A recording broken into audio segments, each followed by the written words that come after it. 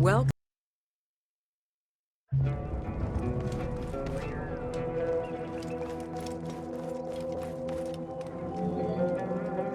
Cleopatra VII Theophilopator ascended the throne in 51 BCE at the age of 18.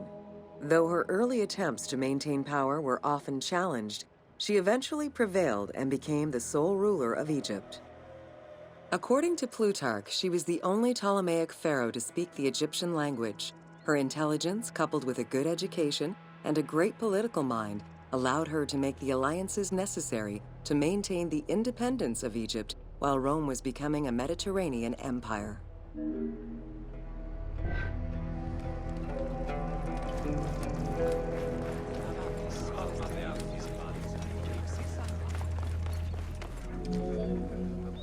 It is important to understand that Cleopatra's knowledge of Egyptian language and keen understanding of the culture allowed her to make powerful ideological reference that resonated with ancient Egyptians.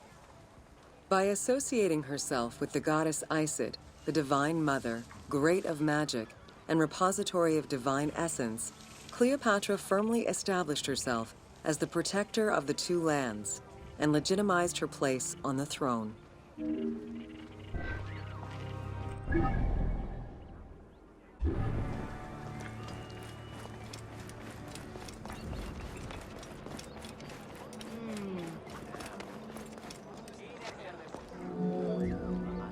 Upon his death in 51 BCE, Ptolemy XII Aulus bequeathed his kingdom to his daughter and eldest son, Cleopatra VII and Ptolemy XIII. As was custom, the siblings were married. The new pharaoh was 10 years old, his sister wife 17. The early years of their reign were not easy. Between 50 and 48 BCE, droughts and floods aggravated Egypt's problems. General Achilles and the royal advisor Pothinos kept intervening in the young ruler's political decisions and eventually colluded to turn Ptolemy XIII against Cleopatra. By 48 BCE, Cleopatra was in exile.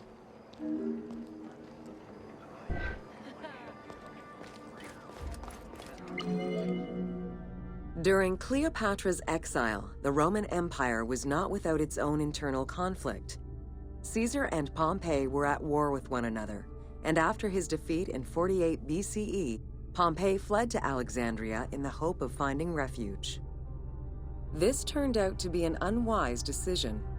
Listening to his advisors, Ptolemy XIII elected to have Pompey assassinated, his head kept as a gift, in the hopes of acquiring Caesar's favor. This gambit backfired. Instead of earning approval, the murder of a Roman greatly angered Caesar.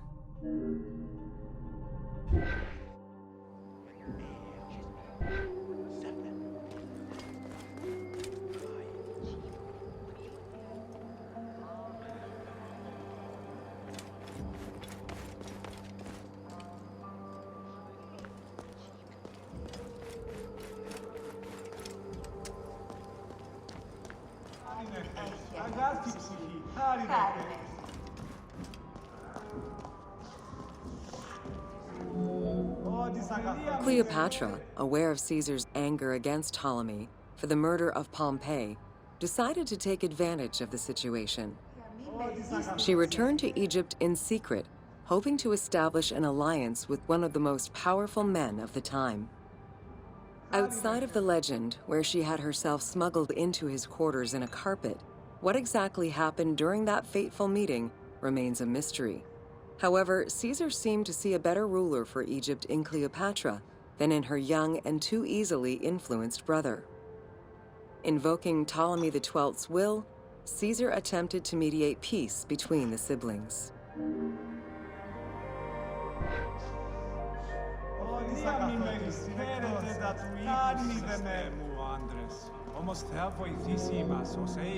Ptolemy XIII was enraged by the turn of events, and his advisors were none too happy to see Cleopatra return.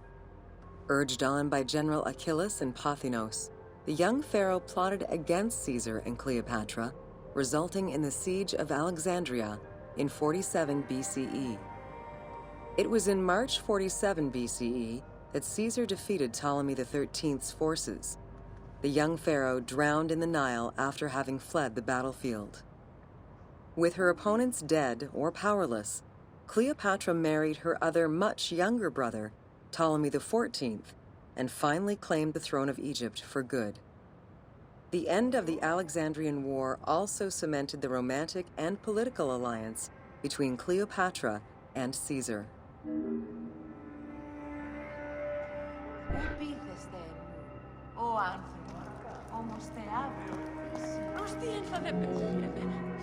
In June of 47 BCE, Cleopatra gave birth to a son, whom she called Caesarion.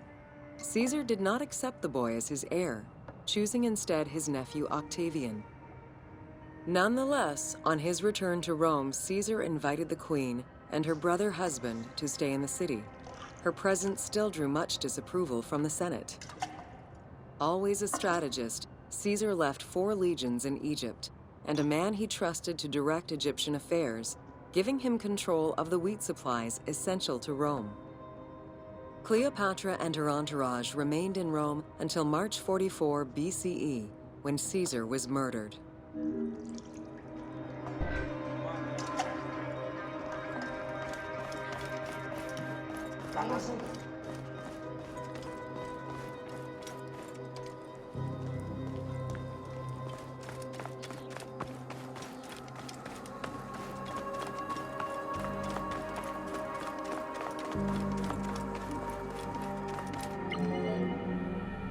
Caesar's most faithful ally, Mark Antony, often visited the Queen of Egypt during his stay in Rome.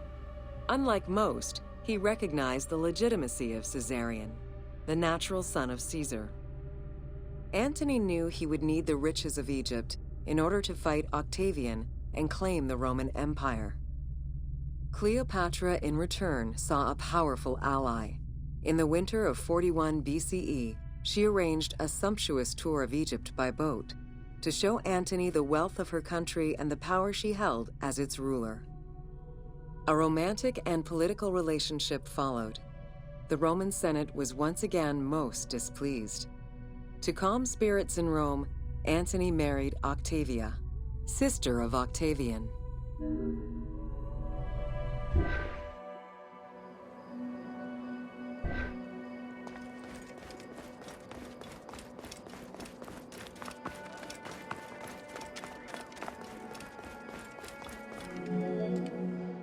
Despite his marriage to Octavia, Antony remained Cleopatra's lover, and she gave birth to their children. Cleopatra increased her kingdom's territory and started a political propaganda alongside her lover in Egypt and beyond. She hoped to create a Ptolemaic federal empire with Alexandria at its center.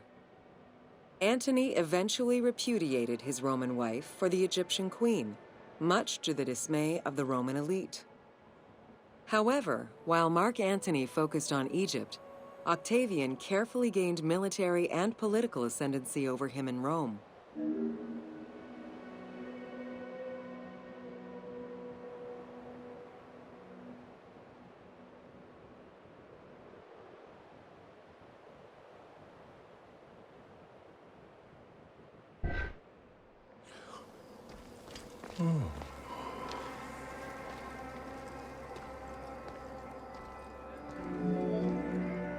Octavian managed his own propaganda campaign and succeeded.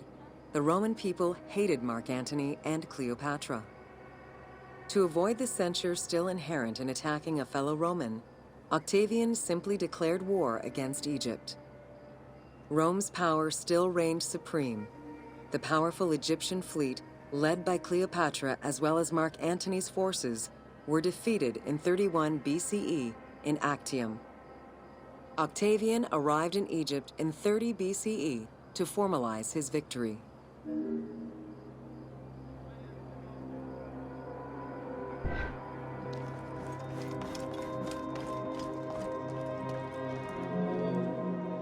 The following events remain difficult to confirm due to the many versions and legends around them. It is believed that after hearing a rumor about Cleopatra's suicide, Mark Antony committed suicide himself. He was brought to the queen as he slowly passed away. Knowing that Octavian would have her chained and paraded through Rome in defeat, Cleopatra planned her own suicide. She most likely killed herself with arsenic, though admittedly, the version where she uses an asp to deliver a fatal bite may be considered more dramatic. What happened to the body of Cleopatra is still a mystery.